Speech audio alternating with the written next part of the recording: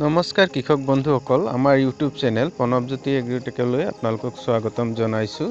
আজি আপোনালোকক জনাম ৰঙা চন্দনৰ বিষয়ে। ৰঙা চন্দন কৃষি কেনেকৈ কৰিব, ৰঙা চন্দন কৃষি কৰাৰ সময়ত কি সাৱধান অৱলম্বন কৰিব আৰু কেনে ধৰণৰ পুলি ৰোপণ কৰিব, ৰঙা চন্দনৰ পৰা কিমান টকা উপাৰ্জন কৰিব পাৰিব জনাম। ভিডিঅ'টো শেষলৈকে চাই থাকিব। চন্দন কৃষি কৰাত যাতে ভুল নহয় তাৰ বাবে আমাৰ YouTube channel Pranabjyoti agritech subscribe কৰি দিব, যাতে আমাৰ কৃষি সম্পৰ্কীয় ভিডিঅ'সমূহ আপোনাৰ ওচৰত গৈ পায় আৰু কৃষিৰ ক্ষেত্ৰত আপোনাৰ সহায় হয়।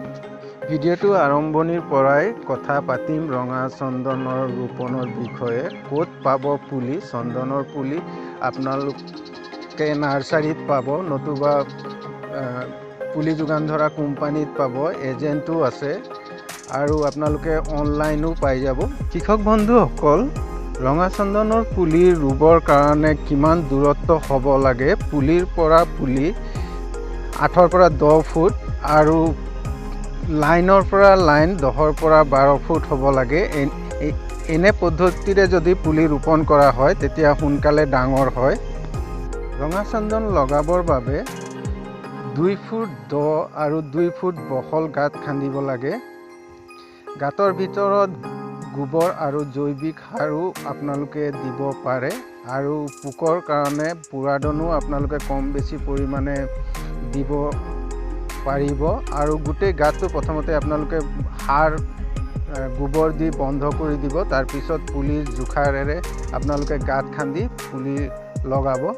কৃষক বন্ধুসকল, চন্দনৰ পুলি লগাবৰ বাবে মাৰ্চ মাহেকৰ পৰা আপোনালোকে অক্টোবৰ মাহৰ ভিতৰত লগাব পাৰিব।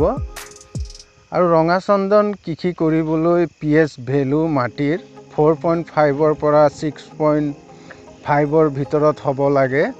সেইবাবে অসমৰ মাটিৰ বাবে ই উপযোগী। চন্দনৰ পুলি ৰোপণ কৰাৰ সময়ত পুলিৰ লগত আপোনালোকে বাঁহৰ লাখতি এডাল বান্ধি দিব, যাতে চন্দনৰ চিধাকৈ পঢ়াৰ ক্ষেত্ৰত সুবিধা হয়। কৃষক বন্ধুসকল, চন্দনৰ কৃষিৰ বাবে পানী আৱশ্যক হয় কম পৰিমাণে, কিন্তু পানী জমা হোৱা ঠাইত এইবিধ পুলি ৰোপণ নকৰিব। অলপ ওখ ঠাইত ৰোপণ কৰিব, যাতে পানী জমা নহয়। চন্দনৰ পুলি জাৰৰ সময়ত বচাবৰ বাবে আপোনালোকে ডিচেম্বৰ জানুৱাৰী মাহত ঠাণ্ডাত বচাবৰ বাবে আপোনালোকে ছালফাৰ স্প্ৰে কৰিব পাৰিব।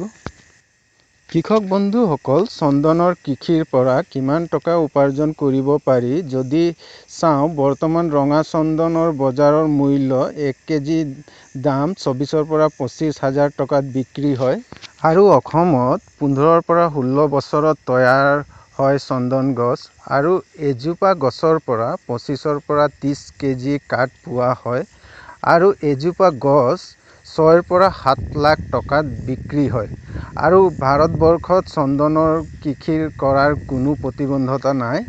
সেয়েহে কৃষক বন্ধুসকল, চন্দনৰ কৃষি কৰক আৰু টকা উপাৰ্জন কৰক। আৰু অধিক চন্দন কৃষিৰ বাবে জানিবলৈ তলত নাম্বাৰ দিয়া হৈছে, আপোনালোকে যোগাযোগ কৰক। সকলো কৃষক বন্ধুলৈ এটা অনুৰোধ, আমাৰ ইউটিউব চেনেল প্ৰণৱজ্যোতি এগ্ৰিটেকক আপোনালোকে ছাবস্ক্ৰাইব কৰি দিব, কাৰণ আমাৰ কৃষি সম্পৰ্কীয় ভিডিঅ'বিলাক যাতে আপোনাৰ ওচৰত সোনকালে গৈ পায় আৰু আপোনাৰ কৃষি কৰাৰ ক্ষেত্ৰত যাতে সহায় হয়, তাৰ বাবে আপোনালোকে ছাবস্ক্ৰাইব কৰিব।